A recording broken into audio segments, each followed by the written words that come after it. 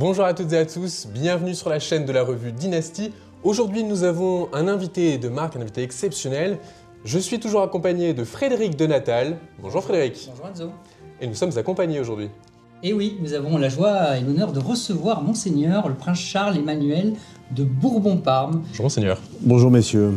Je me permets de vous présenter. Donc, vous êtes le descendant du roi Louis XIV, vous êtes membre de la maison ducale de Parme, vous êtes également le père de 4 enfants, vous avez 64 ans et vous incarnez aujourd'hui une tradition dynastique vivante qui mélange les enjeux culturels européens contemporains de nos jours.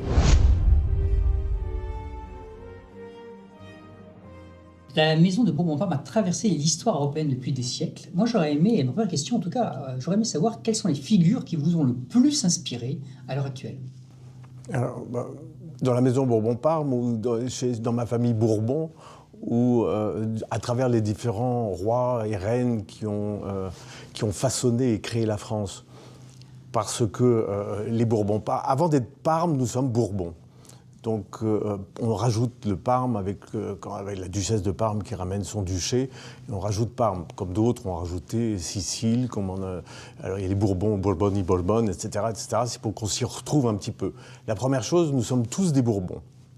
Important, donc, toute cette lignée de rois de France, Henri IV, Louis XIV, et puis ensuite, après Louis XIV, ça se sépare un petit peu, avec Philippe V d'Espagne. Personnellement, par les femmes, je descends aussi de Charles X, ou même du comte de Chambord, la sœur du duc de Chambord, comte de Chambord, duc de Bordeaux, fils du duc d'Enghien, qui a été fusillé lamentablement dans les fossés à Vincennes. Donc, je réunis un petit peu tout ça. Maintenant, je pense que c'est un peu flou. Qui sont les Parmes, finalement ? Alors, je vais remonter jusqu'à Robert, duc de Parme, qui s'est marié 2 fois. Et de ces 2 mariages, il a eu 24 enfants. 12 du premier lit, comme on dit, et 12 du second lit. Mon grand-père René vient du 2e lit. Mais ce qui est intéressant, c'est que chez tous ces enfants Bourbon-Parme, d'abord, certains sont morts tôt, parce qu'il y avait une mortalité infantile importante à cette époque-là.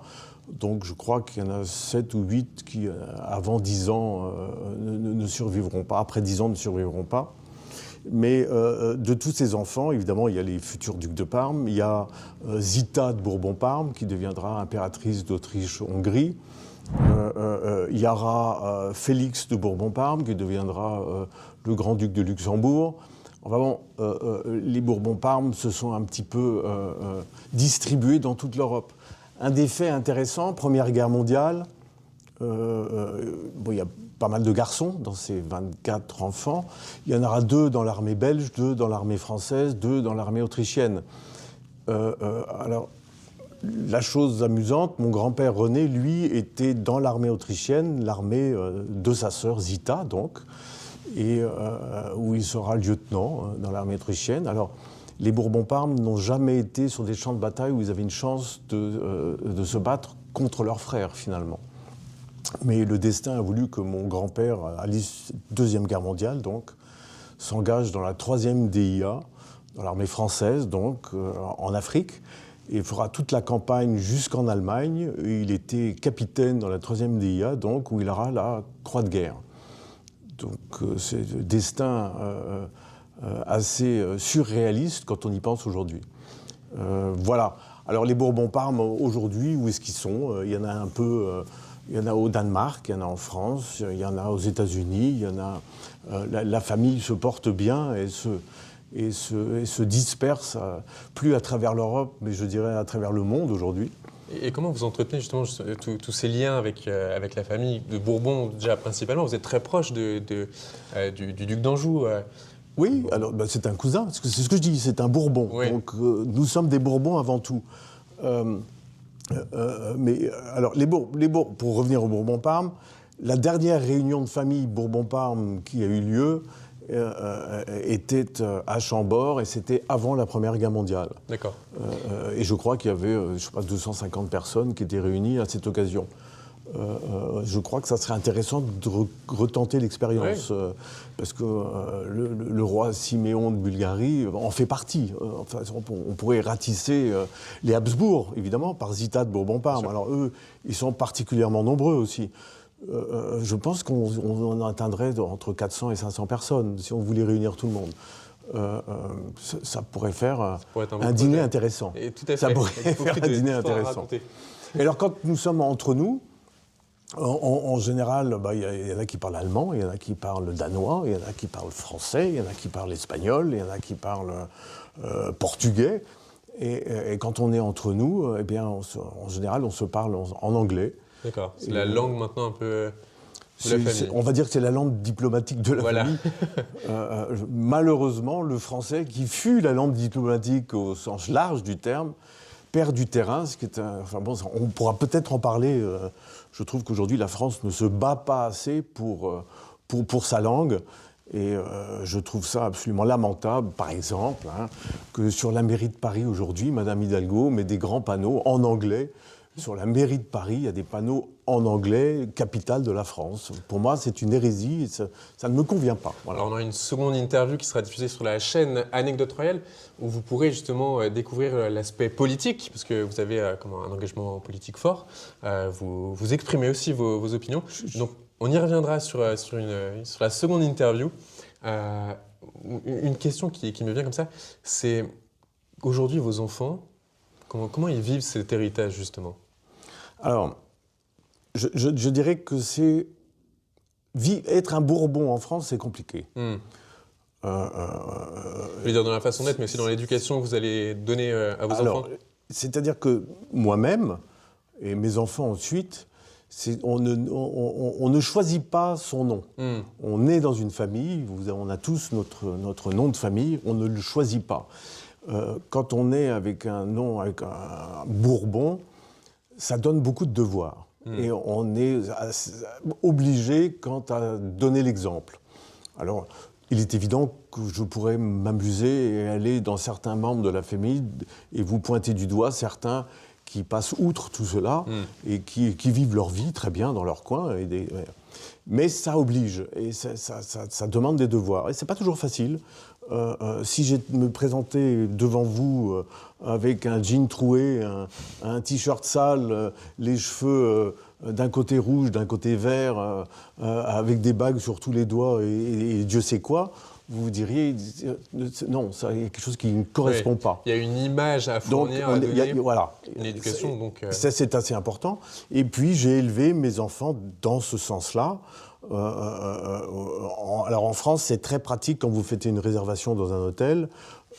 Souvent, alors je ne vais pas pleurer sur mon sort, mais j'avoue que c'était difficile pour moi quand on entend mes enfants rentrer de l'école en pleurs parce qu'il leur était arrivé ceci ou cela. Mais je leur ai toujours dit qu'il fallait qu'ils s'arment contre ça, parce que ça allait, surtout en France, ça allait être un sujet à travers leur vie. Et comment on s'arme justement pour faire face à parfois cette pression médiatique aussi, on s'instruit. D'accord. Et plus on a d'instructions, plus on a de connaissances, plus on a de choses, plus on peut répondre intelligemment aux attaques qui, en général, sont assez basses, donc faciles à contrer. Oui. Alors, vous nous avez évoqué toutes les branches de la maison Bourbon qui ont toutes façonné l'image de l'Europe, encore plus celle de la France avec 1000 ans de monarchie capétienne. Les Bourbons sont des Capétiens. Moi, j'aurais aimé savoir aujourd'hui quelle est la figure la plus emblématique de la maison Bourbon qui vous inspire le plus et qui, encore aujourd'hui, vous incite à aller de l'avant, à suivre ses pas. J'ai envie de vous parler de mon père, évidemment. Qui fuit la France avec l'arrivée de l'Allemagne, qui part aux États-Unis, qui fuit, qui s'échappe ou qui fugue de son pensionnat pour s'engager, il y avait le Richelieu à New York à ce moment-là. Et il va voir et on lui dit qu'il est trop jeune et que non, on n'a pas besoin de jeunes pour le moment. Et il ira s'engager dans l'armée américaine où il sera volontaire pour être parachutiste et dans des commandos. Il sera parachuté en France le 7 juin 1944 à Tulle pour stopper avec les maquisards la division d'Eisreich. Et puis, à l'issue de ça, on va faire une histoire courte, il se porte volontaire pour partir en Indochine, pour obtenir la reddition des Japonais, où il sera prisonnier. Et il découvrira que l'Indochine est en train de devenir le Vietnam en tant que prisonnier. À l'époque, les Vietnamiens sont armés par les Américains, on l'oublie, contre l'impérialisme français. Il s'échappera, ils sont 7, il s'échappera, 2 survivront, et il reviendra en France et travaillera, parce que, ma branche de Bourbon-Parme désargentée, mon père, moi-même, mes frères et sœurs, on a travaillé pour avoir ce qu'on a, et on en est assez fiers, et il nous a donné ce sens-là, de se faire donner le sens de l'effort et du travail. Et voilà, pour moi, c'est une figure à suivre. Mais on pourrait remonter dans la lignée des ancêtres assez loin. Il y en a beaucoup. J'ai une affection particulière pour Henri IV, évidemment. Mais on pourrait remonter au-delà. Louis IX, Saint-Louis, c'est évidemment une image à suivre. Et puis j'étais dimanche dernier à l'exposition sur le Grand Dauphin à Versailles. C'est aussi un exemple. C'est un des fils de roi qui n'a jamais voulu prendre la place de son père. Il a toujours été... D'ailleurs, quand il meurt, Louis XIV dit « J'ai perdu un ami ». Qu'un père dise ça de son fils, c'est assez extraordinaire. Ça montre les liens qu'il y avait entre eux, plus fort encore que père et fils, parce que père et fils, on ne choisit pas sa famille, mais on choisit ses amis. Voilà. À travers l'histoire, on peut en choisir beaucoup, mais je crois que tout le monde peut faire la même chose. Dans leur famille, il y a des personnages qui vous influencent et qui vous sont plus... avec lesquels vous avez plus d'affinité, qu'ils soient vivants ou qu'ils soient morts d'ailleurs. Mais c'est bien de savoir d'où on vient et de regarder au-dessus de soi ce qui a été fait pour essayer de prendre le meilleur. Et préparer l'avenir éventuellement. Et préparer l'avenir. Et justement, donc là, vous parliez plutôt des rois de France, en tout cas d'une influence française, mais vous avez fait aussi un héritage avec les rois d'Espagne, avec les ducs de Parme. Comment on mélange justement toutes ces branches pour en faire un héritage aujourd'hui? C'est un peu une question un peu compliquée à répondre. Puisque... Non, je vais vous donner un exemple très simple. Ma grand-mère, qui a épousé donc René de Bourbon-Parme, était Margaret de Danemark. Son père était donc Valdemar de Danemark, qui avait épousé Marie d'Orléans. D'où mon lien très proche avec les Orléans. Valdemar donc mon arrière-grand-mère, avait plusieurs frères et sœurs, les enfants de Christian IX de Danemark, qu'on appelle aussi le père de l'Europe. Alors, qui étaient les enfants de Christian IX? Bon, il a eu un fils qui est devenu roi de Danemark, là, il n'y a rien d'extraordinaire. Il y a un fils, Georges, qui est devenu roi de Grèce. Pourquoi? Parce que la lignée royale en Grèce s'est éteinte, ils sont allés chercher en Europe un roi, et ils sont allés chercher le fils du roi de Danemark. Il y a une fille qui est devenue duchesse de Cumberland en Angleterre, une deuxième fille, Alexandra, qui est devenue reine d'Angleterre, une autre fille, Dagmar, qui est devenue Maria Feodorovna, la mère du dernier tsar, et puis le petit dernier, Valdemar, qui épouse Marie d'Orléans. Elle est là, l'Europe. Donc, quand on me parle d'Europe, dans ma famille, elle existe depuis très longtemps déjà. Pas besoin d'Union européenne pour former ces alliances. Et le mot alliance est important. Parce qu'on disait, il vaut mieux une alliance qu'une mauvaise guerre. C'est sûr. Bon, on y reviendra plus en détail sur la deuxième interview.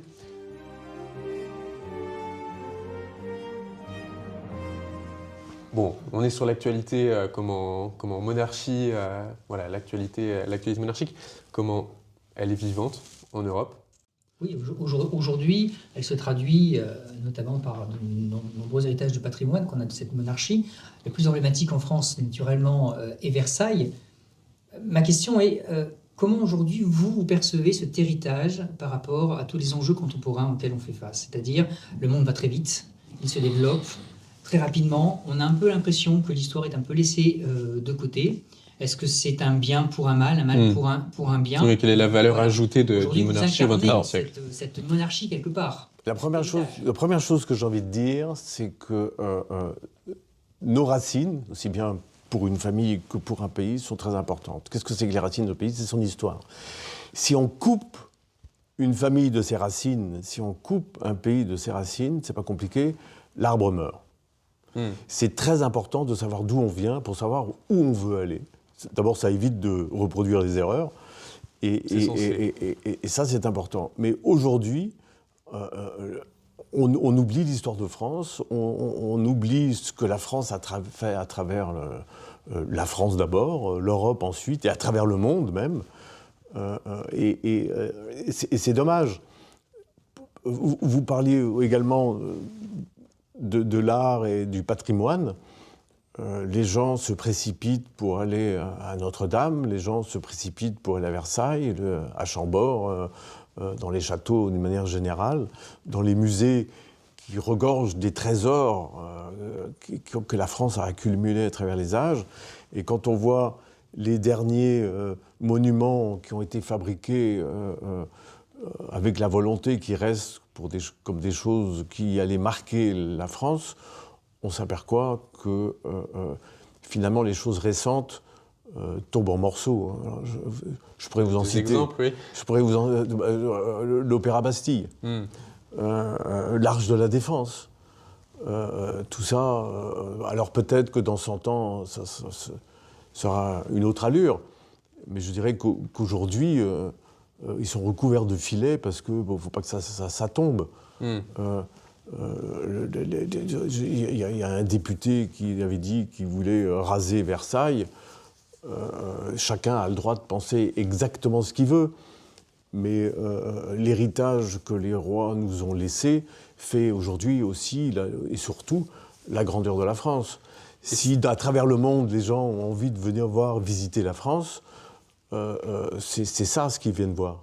Vous regrettez qu'aujourd'hui on n'ait pas suffisamment en avant ce patrimoine historique, monarchique pour les générations futures, qui est plus qui nouit avec notre passé? C'est toujours la même chose.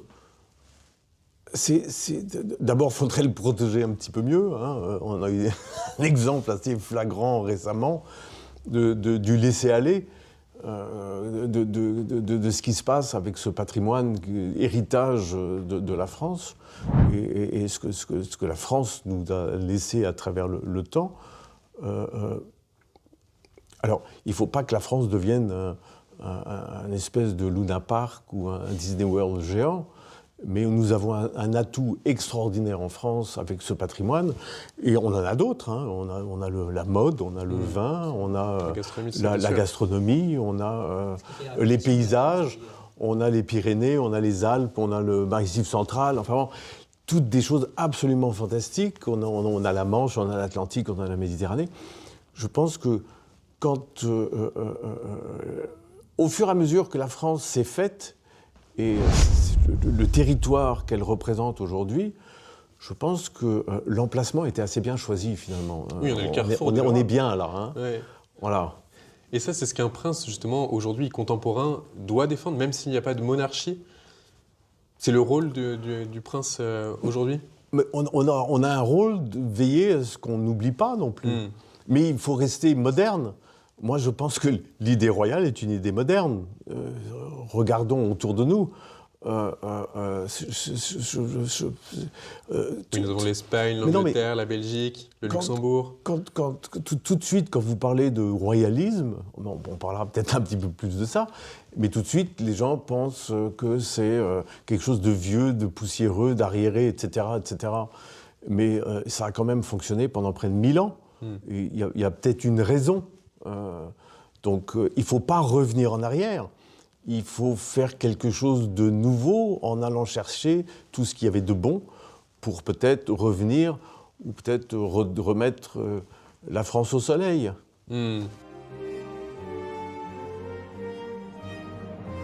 Vous défendez aussi un idéal chrétien, vous faites partie de l'ordre constantinien de Saint-Georges.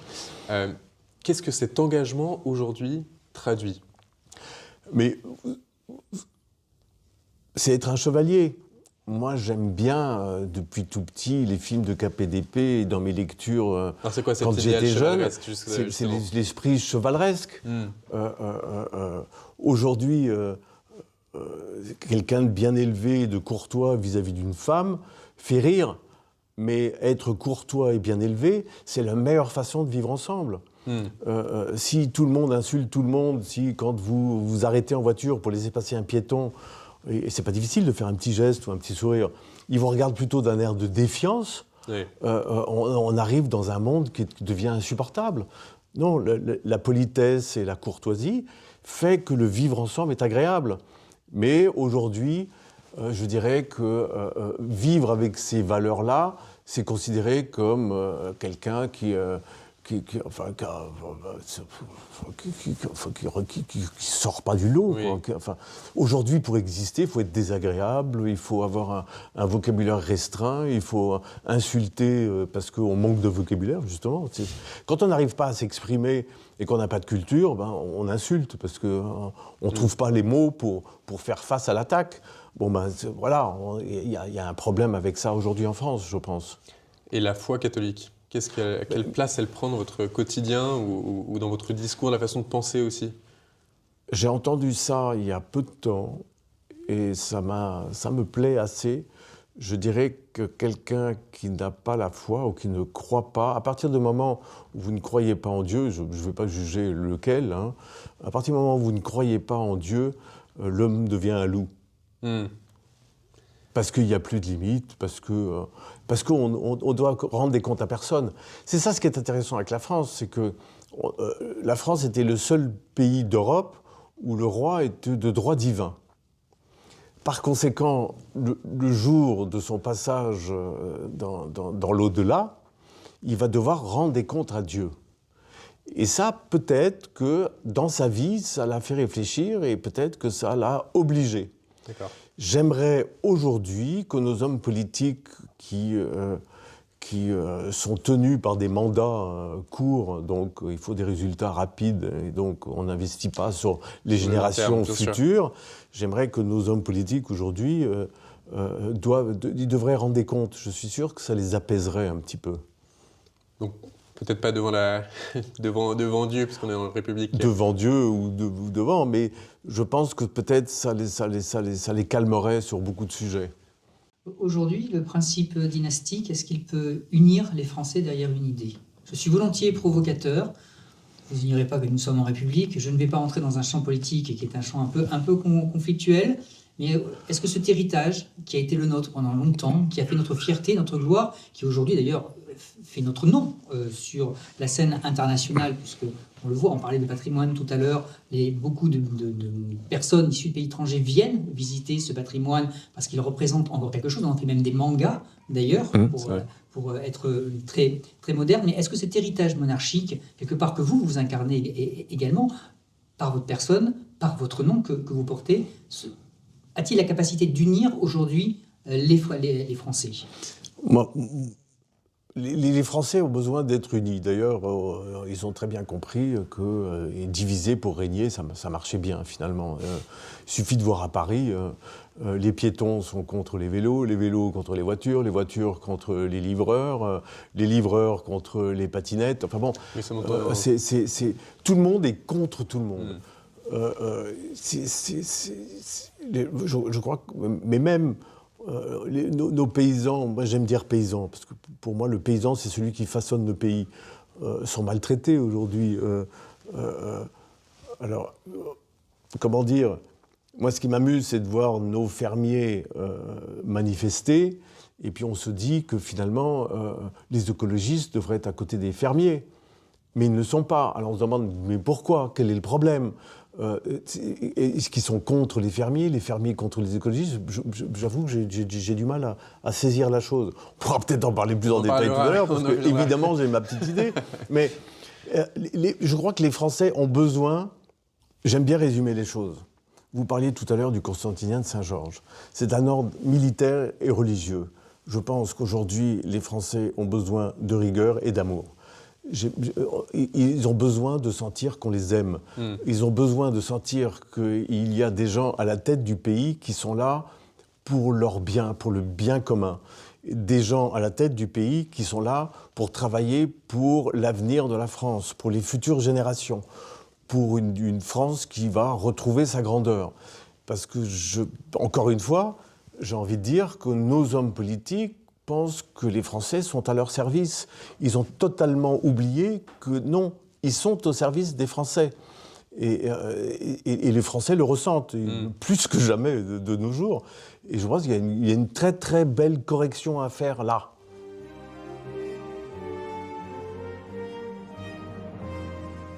Et si vous deviez adresser un message aux jeunes, justement, qui potentiellement, bon, c'est juste pour formuler la question, on ne parle pas de politique, mais qui vont bientôt, justement, beaucoup vont avoir le droit de vote, etc.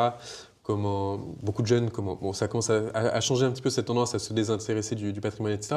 Si vous aviez un mot à passer aux jeunes, justement. Ce qui m'intéresse beaucoup avec les jeunes, c'est que quand je vois leur intérêt, leur interrogation, leur connaissance sur le fond politique de ce qui se passe en France à leur âge, ils m'épatent parce que moi, à leur âge, je pensais à tout sauf à ça. Et déjà, jeunes, avant même d'avoir l'âge de voter, ils s'impliquent, ils s'intéressent et ils sont de moins en moins dupes de tout ce qu'on essaie de leur faire avaler. Et je suis assez admiratif de ces jeunes aujourd'hui. Les réseaux sociaux ont du bon parfois, alors. Pardon ? Les réseaux sociaux ont du bon parfois, alors, parce que c'est majoritairement véhiculé sur les réseaux sociaux. Oh, mais d'ailleurs, évidemment, ça a du bon parce que ça dérange, parce qu'ils sont tous en train de réfléchir comment le contrôler. Donc, à partir du moment où vous cherchez à contrôler quelque chose, c'est que ça ne vous plaît pas. Oui. Bon, là, on parlait des jeunes en général. J'aimerais bien qu'on s'attarde sur votre jeunesse. Est-ce que vous avez un souvenir ? On va rentrer un petit peu dans l'intimité. Est-ce que vous avez un souvenir à partager avec nos auditeurs, un souvenir de jeunesse, quelque chose qui vous a marqué particulièrement ? Beaucoup. J'ai cette philosophie de vie que tous les jours, il y a quelque chose de beau à voir. Le tout, c'est d'avoir les yeux ouverts. Et je remarque qu'autour de moi, énormément de gens passent à travers leur vie sans ne rien voir. Ouais.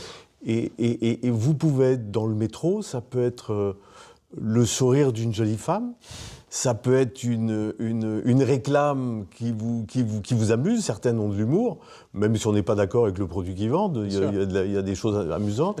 Ça peut être, je ne sais pas, un petit détail. Un arbre en fleurs, ça peut être. Et il faut surtout apprendre et chercher à trouver tous les jours ce petit moment de beau parce qu'ils sont là. Il faut ouvrir les yeux et les chercher. Et l'exercice n'est pas facile à faire, mais plus on le fait, plus on se réjouit parce que plus on découvre ces petits moments de beauté tous les jours. C'est vrai, mais c'est quelque chose que j'ai remarqué, on ne lève pas assez les yeux sur les bâtiments. On passe la journée, on passe devant les barrières de ces bâtiments et on ne lève pas assez les yeux. J'ai passé 10 ans de ma vie à l'étranger, où j'ai fait mes études supérieures, où j'étais sur un autre continent, où le climat, c'était plutôt un climat tropical. Et quand je suis revenu en France, à Paris, mais je marchais en regardant en l'air. Les balcons, les portes cochères, les sculptures sur les immeubles haussmanniens, où il y en a à tous les étages, il y en a. Et la France a quelque chose d'absolument fantastique. Et ça fait partie des choses belles quand on habite en France, que depuis toujours on ne voit pas. La France a 4 saisons. Ouais. Quand vous venez d'un pays tropical où il n'y a quasiment qu'une saison toute l'année, cette nature qui change 4 fois par an de robe, bien sûr. Mais c'est un cadeau de Dieu extraordinaire. Il faut apprendre à apprécier chaque saison. Et chaque saison est belle. Et même quand les trottoirs de Paris sont pleins de neige, qui va devenir de la gadoue, avant de devenir de la gadoue, tout était blanc, c'était magnifique. Donc il faut voir ces choses-là. Moi, j'avais une question, Monseigneur. Je voudrais savoir quelle est votre journée idéale en tant que prince vis-à-vis de vos engagements habituels de tous les jours. Le plus compliqué, c'est de réussir à répondre à tous les gens qui me sollicitent. Mais je suis généralement un lève-tôt. Je ne suis pas forcément un couche-tôt, mais je me lève tôt. Et j'aime tous les moments de la journée. Je suis un petit peu plus tranquille de nos jours du côté professionnel, ce qui me permet de... alors j'ai pensé comme j'ai travaillé toute ma vie, qu'en prenant un petit peu plus de temps pour moi, j'allais avoir plus de temps. Eh bien, détrompez-vous. En fait, quand vous avez du plus de temps pour vous, les gens vous sollicitent 2 fois plus. Donc finalement, je n'arrête pas. Mais alors je ne vais pas dire que je suis un hyperactif, mais j'aime bien que ce soit un peu, tout soit un peu saccadé, rangé et que les journées bien remplies. Et ça peut être aussi bien avec des amis qu'avec des rendez-vous professionnels ou pour les différentes associations ou pour l'ordre constantinien. Et tout ça est très bien. Oui, oui. Vous arrivez à laisser la main un peu à votre fils pour prendre du temps pour vous ? Alors, mon fils fait des choses bien, d'une manière générale. 4 enfants, de manière générale, Mais je suis toujours assez attendri quand il m'appelle pour avoir des conseils. J'estime père protecteur un petit peu. Oui, c'est pas donné à tout le monde. Et mes enfants m'appellent, me demandent, sont heureux de passer Noël en famille. Et rien que ça, je pense avoir réussi quelque chose. On s'entend tous très bien. Et puis, il y a cette connivence aussi. C'est-à-dire que c'est toujours la même chose. Entre nous, on peut se lâcher. Parce que nous avons ce devoir vis-à-vis des gens qui nous entourent. Quand on se retrouve entre nous, eh bien, comme dans n'importe quelle famille, on se lâche. De temps en temps, on a des choses à se dire, on se les dit. Et puis on se serre très fort et on s'aime beaucoup. Et heureusement qu'on peut communiquer entre nous. Ça nous évite d'aller voir le psy. C'est votre bulle de protection, quelque part. Oui, voilà. Oui. Merci infiniment, Monseigneur. Merci, Frédéric, de m'avoir accompagné sur cette interview, à nouveau. On vous retrouve très bientôt sur la chaîne de la revue Dynastie pour d'autres entretiens. On partira à la découverte d'autres châteaux également. Vous pouvez lire les articles de Frédéric de Natal sur le site de la revue Dynastie, commander quelques anciens exemplaires également. Et on se retrouve très bientôt. Et j'espère vous recroiser tous les deux et vous tous prochainement, ici ou là, en France. Et vous faites bien de me lancer puisqu'on a une deuxième interview qui va suivre, qui sera retrouvée sur la chaîne YouTube Anecdote Royale. Et là, on parle politique. Là, vous aurez le droit de vous lâcher. À l'attaque. Voilà. Toujours résumer cela comme un bonbon, sinon rien. Ouais. Voilà. Merci infiniment. Merci.